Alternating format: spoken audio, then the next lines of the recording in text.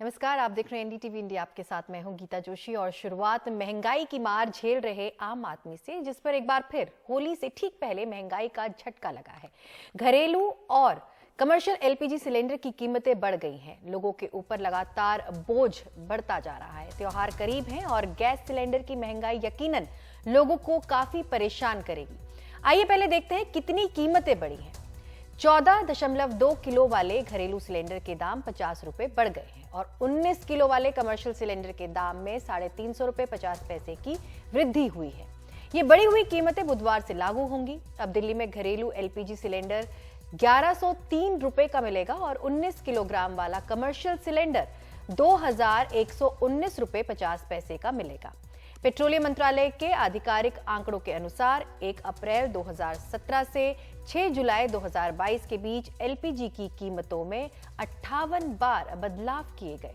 इससे LPG cylinder की कीमत में 45% की बढ़त हुई।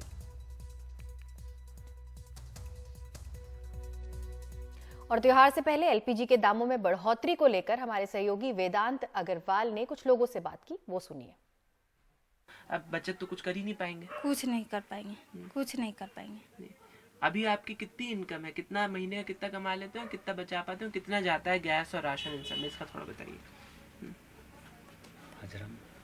हाजरा हो रहा है, हाजरा कर रहे हैं, हाजरा में डेली के कमाते हैं, खाते हैं। हाँ, हो गया। हाँ, बचता नहीं है, बचता नहीं है कुछ। नहीं बचता है। तो रह गया बात, नई गैस में उठाएंगे तो क्या करें, चूल्हा छोड़ कर खुरी पर खाना बनाना पड़ेगा, वैसे करना ही पड़ेगा।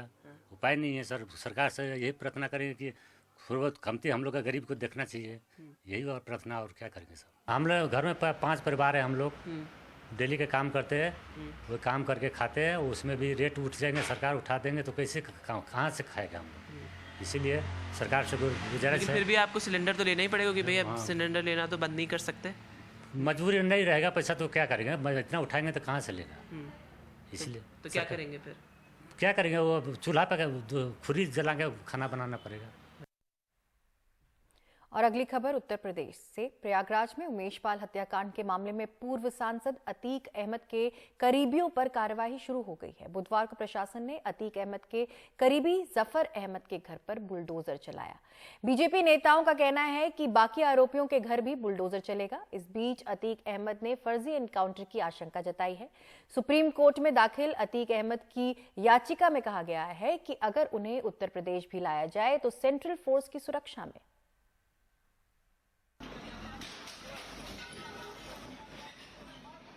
यूपी में फिर से एक बार बुलडोजर की वापसी हो गई।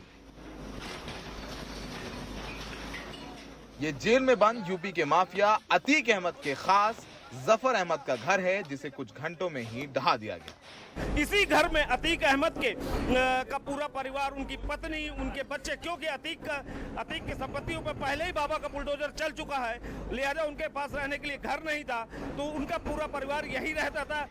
ये सब कुछ हुआ विधायक राजू पाल की हत्या के मुख्य गवाह उमेश पाल और उसके गनर की हत्या के बाद। पुलिस सूत्रों का कहना है कि यह पूरी साजिश रची गुजरात जेल में बंद माफिया अतीक अहमद ने, क्योंकि 2005 में हुए राजूपाल हत्याकांड का मुख्य आरोपी अतीक अहमद है। अब आपको बताते हैं कि जिस जफर अहमद के यहाँ बुलडोजर चला है, उसका अतीक अहमद से क्या रिश्ता है। जफर अहमद माफिया डॉन अतीक अहमद का बेहद करीबी है। उसे अतीक अहमद का दायां हाथ भी कहा जाता है। इसके अलावा जफर अहमद के खिलाफ कई मुकदमे भी दर्ज हैं। इसमें लूटपाट से लेकर के धमकाने की धाराओं के तहत भी मुकदमा दर्ज है। आपको बताएं, 2021 से जफर अहमद के जिस घर पर बुलडोजर चल रहा है, उसी घर पर अतीक अहमद की पत्नी शाइस्ता परवीन और उसके बच्चे रह रहे थे। 2021 से वहीं पर उन्होंने अपना ठिकाना बनाया हुआ था। अतीक अहमद के वकील का कहना है कि बुलडोजर की यह कार्रवाई गैर कानूनी है। श्री जफर अहमद खां को बिना नोटिस दिए एडीए इस मकान को गलत तरीके से, अवैध तरीके से ध्वस्त कर रहा है। श्री जफर अहमद खां को कोई नोटिस नहीं दी गई ध्वस्तीकरण की, उनको पता भी नहीं चला। उनको न्यूज़ के जरिए से पता चल रहा है कि उनका मकान गिराया जा रहा है। इस बीच अतीक अहमद ने सुप्रीम कोर्ट में अर्जी देकर अपनी जान को खतरा बताया है। अतीक अहमद ने सुप्रीम कोर्ट में अर्जी दायर कर कहा है कि उसे यूपी में दर्ज मामले की सुनवाई के लिए गुजरात से बाहर ना भेजा जाए। उसकी सुरक्षा और जान को खतरा है। याचिका में अहमदाबाद जेल से यूपी की जेल में प्रस्तावित ट्रांसफर का विरोध किया गया है। अतीक की याचिका में कहा गया है कि यूपी सरकार के कुछ मंत्रियों के बयान से ऐसा लगता है कि उनका फर्जी एनकाउंटर किया जा सकता है। मुख्यमंत्री योगी आदित्यनाथ ने माफिया और आरोपियों को मिट्टी में मिला देने की बात कही है। वहीं उनकी गाड़ी पलटने की आशंका भी जताई जा चुकी है। मैंने गाड़ी पलटने की बात नहीं की, मैंने ये कहा है कि ये हमला उत्तर प्रदेश की सरकार के ऊपर हमला है और चूंकि उमेश पाल उत्तर प्रदेश सरकार की सुरक्षा में था, उत्तर प्रदेश सरकार के सुरक्षाकर्मी उसकी सुरक्षा में लगे हुए थे, उसकी हत्या, पुलिस सुरक्षाकर्मियों की हत्या हुई है, उमेश पाल की हत्या हुई है, तो ये हमला उमेश पाल पर नहीं हुआ है, हमला उत्तर प्रदेश सरकार के ऊपर हुआ है। और उत्तर प्रदेश की सरकार के ऊपर हमला करने वाला विकास दुबे का क्या अस्त्र हुआ था हम सबको मालूम है। तो इन दुर्दांतों के साथ क्या होगा मुझे बताने की आवश्यकता नहीं है। और ऐसे में यदि इसके अतीक की भी गाड़ी पलट जाएगी तो मुझे कोई आश्चर्य नहीं होगा। तो उमेश पाल की हत्या से शुरू हुआ मामला बुलडोजर और सुप्रीम कोर्ट में अर्जी तक पहुंच चुका है। विधानसभा में इस केस की गर्मी पहले से है। पहले अखिलेश यादव ने योगी सरकार को कानून व्यवस्था के मामले पर कटघरे में ला दिया, तो योगी आदित्यनाथ ने अखिलेश यादव पर सपा सरकार में अपराधियों को संरक्षण देने का आरोप लगाया। प्रयागराज में सहयोगी नितिन के साथ सौरभ शुक्ला, एनडीटीवी इंडिया। दिल्ली के मुख्यमंत्री अरविंद केजरीवाल ने बुधवार को आम आदमी पार्टी विधायकों और पार्षदों से मुलाकात के बाद पीएम मोदी पर जमकर निशाना साधा। उन्होंने कहा कि शराब नीति में कोई घोटाला नहीं है और ये पूरा केस ही फर्जी है। केजरीवाल ये भी बोले कि मनीष सिसोदिया पर 100 करोड़ खाने का आरोप लगाया गया है, लेकिन सच ये है कि उनके घर छापे में 10,000 रुपए भी नहीं मिले। तो शराब नीति तो बहाना है, काम रोकना इनका इत्तेफाक नहीं है कि एजुकेशन और हेल्थ में हमारा सबसे अच्छा काम हुआ और एजुकेशन मिनिस्टर और हेल्थ मिनिस्टर को अंदर कर दिया गया। तो शराब नीति तो बहाना है, काम रोकना इनका असली मकसद है। आज अगर मनीष सिसोदिया जी बीजेपी ज्वाइन कर लें तो क्या वो कल उनकी रिहाई नहीं हो जाएगी? छूट जाएंगे, वो कल ही छूट जाएंगे, वो सारे मुकदमे सारे खत्म। आज अगर सतेंद्र जैन बीजेपी ज्वाइन कर ले तो सारे मुकदमे खत्म, कल वो जेल से बाहर आ जाएंगे। तो भ्रष्टाचार तो मुद्दा है ही नहीं, उनका मुद्दा तो काम रोकना है और विपक्ष के जितने लोग हैं उन लोगों के ऊपर सीबीआई और ईडी भेज के उनको परेशान करना है। आने वाले समय में ये तय हुआ है आज सभी एमएलएज और इसके साथ कि दिल्ली के डोर टू डोर कैंपेन करेगी आम आदमी पार्टी। एक एक घर में जाएंगे, हम एक एक व्यक्ति से बात करेंगे और हम समझाएंगे कि किस तरह से, जैसे एक जमाने में इंदिरा गांधी ने अति कर दी थी, आज प्रधानमंत्री जी अति कर रहे हैं। और जब अति हो जाती है तो फिर प्रकृति अपना काम करती है, फिर ऊपर वाला अपना चक्कर चलाता है, ऊपर वाला फिर अपनी झाड़ू चलाता है। अब इन्होंने अति कर दिया, ये अति ठीक नहीं है। वहीं मनीष सिसोदिया और सतेंद्र जैन के इस्तीफे के बाद दिल्ली की केजरीवाल सरकार में 2 नए मंत्री शामिल होने जा रहे हैं। कौन होंगे मंत्री, देखिए शरद शर्मा की इस रिपोर्ट में। मंगलवार को अरविंद केजरीवाल के 2 बहुत अहम मंत्रियों मनीष सिसोदिया और सतेंद्र जैन के इस्तीफे हुए। बुधवार को ही केजरीवाल ने 2 नए मंत्रियों के नाम उपराज्यपाल को भेज दिए। सौरभ भारद्वाज और आतिशी अरविंद केजरीवाल के नए मंत्री होंगे। सौरभ भारद्वाज ग्रेटर कैलाश से तीसरी बार विधायक बने हैं। वो 2013 में केजरीवाल की 49 दिन की सरकार में भी मंत्री रहे। अभी दिल्ली जल बोर्ड के उपाध्यक्ष हैं और आप के मुख्य प्रवक्ता हैं। आतिशी कालकाजी से पहली बार विधायक बनी हैं। जब मनीष सिसोदिया शिक्षा मंत्री थे तो आतिशी ने उनकी सलाहकार के तौर पर काम किया। वो पार्टी की नामी प्रवक्ता हैं। जिनका नाम तय हुआ है मुख्यमंत्री जी की ओर से, आतिशी जी और सौरभ भारद्वाज जी दोनों ही योग्य, सक्षम और बेहतरीन ढंग से अपने काम को परफॉर्म करने की योग्यता रखते हैं। तो जो मंत्रालय उनको माननीय मुख्यमंत्री जी की ओर से मिलेगा उसके माध्यम से दिल्ली के लोगों की भरपूर सेवा ये लोग करेंगे। ऐसी मैं इन सबको शुभकामनाएं देता हूं। वैसे मंत्रियों के इस्तीफे के बाद भी बीजेपी आम आदमी पार्टी पर हमलावर है। बुधवार को बीजेपी ने दिल्ली में 10 जगहों पर आम आदमी पार्टी के खिलाफ प्रदर्शन किया।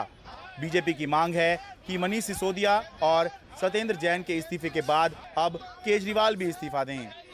9 महीने तक एक मंत्री जेल में रहे, उनका कोई नैतिकता नहीं था इस्तीफा देने के लिए। अभी क्यों दे रहे हैं? क्योंकि उन्होंने बार बार कोर्ट्स को जा चुके हैं, कचहरी को जा चुके हैं, लेकिन बेल नहीं मिल रहा है। इसमें प्राइमा फेसी एविडेंस हैं। वो दूसरे उप मुख्यमंत्री जो इतने सारे ड्रामा कर रहे थे सड़कों में, अपने आप को क्लीन चिट दे रहे थे, अभी पकड़े गए हैं और कस्टडी को रिमांड हो चुके हैं। असलियत ये है कि उनको जवाब देना होगा, जो इतने महीने तक, सालों तक वो जवाब नहीं दे रहे थे कि गुरुद्वारों के सामने, स्कूलों के सामने उन्होंने क्यों ठेके खोले, उन्होंने क्यों ब्लैकलिस्टेड कंपनीज को कॉन्ट्रैक्ट दिया, उन्होंने क्यों क्लॉजेस चेंज किया, जिसके वजह से hundreds of crore benefits in companies को मिला। दिल्ली कांग्रेस और राष्ट्रीय कांग्रेस का मनीष सिसोदिया पर स्टैंड अलग है। दिल्ली कांग्रेस सिसोदिया पर हुई कार्रवाई का समर्थन कर रही है, जबकि राष्ट्रीय कांग्रेस विरोध। दिल्ली कांग्रेस ने बुधवार को प्रदर्शन करके केजरीवाल का इस्तीफा मांगा। चर्चा ये भी चल रही है, सवाल ये भी उठ रहे हैं कि क्या मनीष सिसोदिया की गैर मौजूदगी में केजरीवाल सरकार में कोई उप मुख्यमंत्री होगा या नहीं होगा। तो फिलहाल इसको लेकर कोई स्पष्टता नहीं है। उम्मीद है जल्द ही इस पर स्थिति स्पष्ट होगी। दिल्ली से रवि शंजन शुक्ला और कैमरा पर्सन मोहम्मद मुरसलीन के साथ मैं शरद शर्मा, एनडीटीवी इंडिया। और अगली खबर राजस्थान से, जहां जालौर में बुधवार को 7 शव नहर से मिले। पुलिस के मुताबिक पति पत्नी ने 5 बच्चों के साथ नहर में छलांग लगा दी। सभी शवों को नगर से निकाल लिया गया है। पुलिस का कहना है कि प्रथम दृष्टि में ये आत्महत्या का मामला लग रहा है। पुलिस बाकी जांच में जुटी हुई है।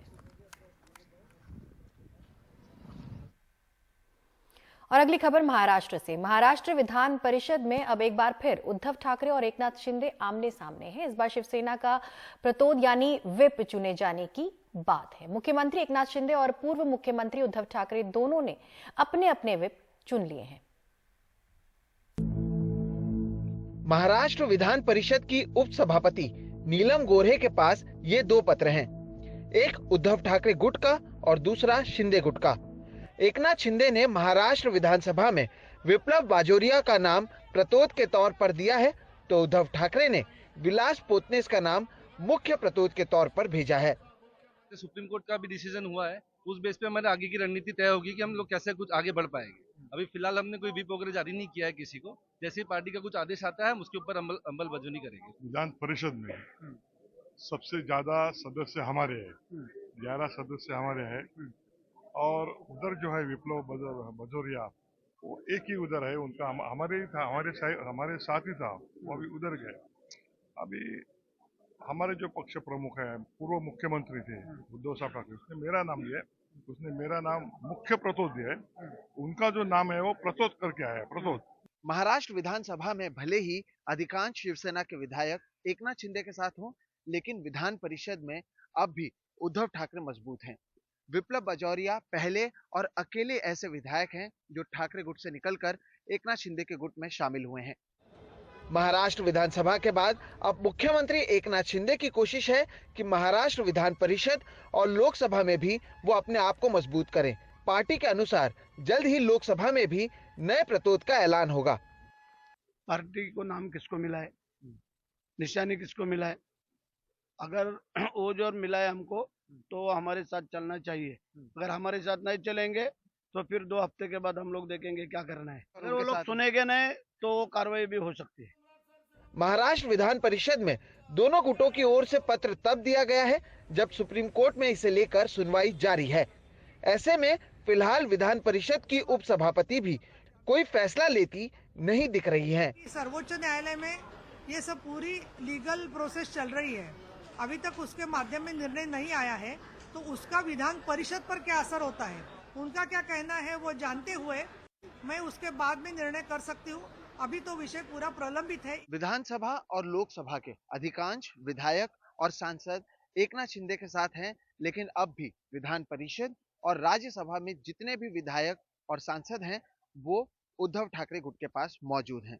ऐसे में शिवसेना का नाम और चुनाव चिन्ह मिलने के बाद एकनाथ शिंदे की कोशिश है कि वो उद्धव ठाकरे के इन दोनों जगहों पर सेंध मारे, जबकि उद्धव ठाकरे अपने बचे हुए विधायक और सांसदों को बचाना चाहते हैं और इसलिए अदालत में मामला चलने के बावजूद दोनों गुटों की ओर से पत्र लिखकर अपने अपने प्रतोद का नाम का ऐलान किया गया है। मुंबई से कैमरा पर्सन प्रवीण जी रोहित के साथ सोहित मिश्रा, एनडीटीवी इंडिया। वहीं मध्य रेलवे ने बिना टिकट यात्रियों से रिकॉर्ड तोड़ वसूली की है। मध्य रेलवे मुंबई मंडल ने अप्रैल 2022 से अब तक बिना टिकट यात्रियों से 100 करोड़ रुपए बतौर जुर्माना वसूला है, जबकि पिछले साल ये सिर्फ 60 करोड़ रुपए था। देश में सबसे ज्यादा है। इस साल रेलवे ने 18 लाख यात्रियों को बिना टिकट पकड़ा। बिना टिकट यात्रा करना अपराध है और पकड़े जाने पर जुर्माना भरना पड़ता है। नहीं भरने पर जेल भी हो सकती है, लेकिन लोग हैं कि मानते नहीं। नतीजा, मध्य रेलवे मुंबई मंडल ने इस साल देश में सबसे ज्यादा जुर्माना वसूलने का रिकॉर्ड बनाया है। मध्य रेलवे के मुताबिक अकेले मुंबई मंडल ने इस साल अब तक 100 करोड़ रुपया जुर्माना वसूला है। हमारा जो टिकट चेकिंग अभियान है उसको हमने इंटेंसिफाई किया है और उसी कारण जो है आंकड़े जो है आपको जो टिकट लेस ट्रैवलर जितने हमने पकड़े हैं या जो जुर्माना हमने वसूला है वो आपको बढ़े हुए नजर आ रहे हैं। इसमें सबअर्बन लोकल के साथ जो मेल एक्सप्रेस मुंबई मंडल में चलती है या फिर कुछ विशेष गाड़ी चलती है, ये सारी गाड़ियां हैं जो इसका ये आंकड़ा है। मध्य रेलवे मुंबई मंडल में 77 रेलवे स्टेशन है और 1200 के करीब टीटीई है, जो सालों से यही काम करते करते इतने दक्ष हो गए हैं कि हजारों की भीड़ में भी बिना टिकट यात्री को ताड़ लेते हैं। कभी कभी बॉडी लैंग्वेज होता है और जो अगर थोड़ा सा डरा हुआ रहता है उस तरह से और समथिंग कुछ एक्सपीरियंस हो जाते हैं हमें कि हाँ ये मे बी इनके पास विदाउट टिकट है, तो उस हिसाब से हम उनको डिटेक्ट कर लेते हैं। कोविड के पहले तक मध्य रेलवे पर 45 लाख के करीब यात्री रोज सफर करते थे, लेकिन अब संख्या घटकर 40 लाख हो गई है। इसके बावजूद इस साल 18 लाख से अधिक यात्री बिना टिकट पकड़े गए, जिनके पास से 100 करोड़ से अधिक जुर्माना वसूला गया, जबकि पिछली बार 12 लाख से अधिक यात्रियों से करीबन 62 करोड़ रुपए ही वसूले गए थे। जुर्माना वसूली तो ठीक है, लेकिन क्या सुविधा भी उतनी ही मिल रही है? उन लोग को जो कलेक्शन होता है, पेनल्टी मिलती है, वो उनका राइट है, ठीक है, लेकिन सामने जो सुविधा है, मैं आपको एक छोटा सा एग्जांपल दे रहा हूँ कि मस्जिद बंदर स्टेशन प्लेटफॉर्म नंबर 1 और 2 पे स्टार्टिंग का थाना साइड का जो प्लेटफॉर्म है वहाँ पे ऊपर रूफ नहीं है, जिसकी वजह से पब्लिक को नहीं तो लास्ट 15 साल से वो रूफ नहीं है और वो प्रॉब्लम सोल्व करने की कोशिश ही नहीं हो रही है। तो मुझे नहीं लग रहा है कि प्रॉपर ये लोग यूटिलाइज हो रहे हैं। जो मुंबई लोकल है उससे बेस्ट लोकल कहीं पे भी नहीं है। इवन हम अदर कंट्री से भी कंपेयर करेंगे ना, जो ट्रांसपोर्टेशन, पेरिस हो गया, इवन पेरिस के पास बहुत सारे मेट्रोज है, बट जितनी अच्छी इंडिया और मुंबई की स्पेशली ट्रेन की फ्रीक्वेंसी है हर 2 मिनट में, हर 5 मिनट में, वो कहीं नहीं है पूरे वर्ल्ड में, ऑल ओवर द वर्ल्ड में। ये बेस्ट है। इस साल 18 लाख लोगों ने बिना टिकट यात्रा की है। ये थोड़ा सा शर्म की बात है। आखिर में इतनी बड़ी संख्या में यात्री जो है कि बिना टिकट यात्रा क्यों कर रहे हैं, जबकि उन्हें पता है कि बिना टिकट यात्रा किए जाने पर, पकड़े जाने पर जुर्माना भी भरना पड़ता है और जुर्माना अगर नहीं भरेंगे तो जेल भी जाना पड़ता है। मुंबई से कैमरा धनेश के साथ NTV इंडिया। और यहाँ पर रुकते एक छोटे से ब्रेक के लिए, लेकिन ब्रेक के बाद आपको दिखाएंगे मथुरा की लठमार होली।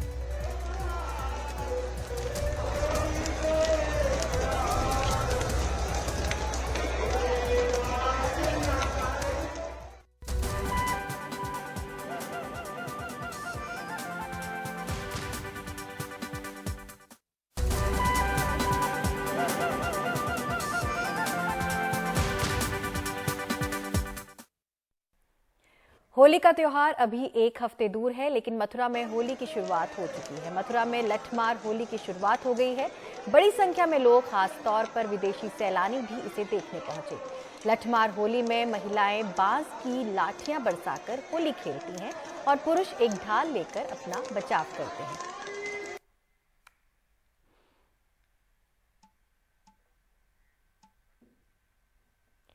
यूके में रविवार को आइसलैंड से मैनचेस्टर जा रही फ्लाइट में बैठे यात्रियों के लिए एक बेहद खास अनुभव रहा।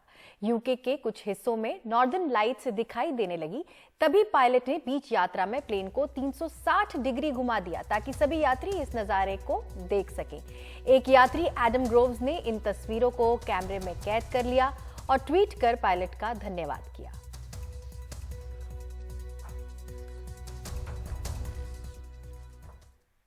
ऋषिकेश में अंतर्राष्ट्रीय योग महोत्सव की शुरुआत हो चुकी है। ये महोत्सव 1 मार्च से 7 मार्च तक चलेगा। मुख्यमंत्री पुष्कर सिंह धामी ने इसका शुभारंभ किया। इस दौरान को ड्रोन शो का आयोजन भी हुआ। जिसमें ड्रोन के जरिए योग की अलग अलग क्रियाएं प्रदर्शित हुई। उस शक्ति रूपी देवता सूर्य को हम योग विधाता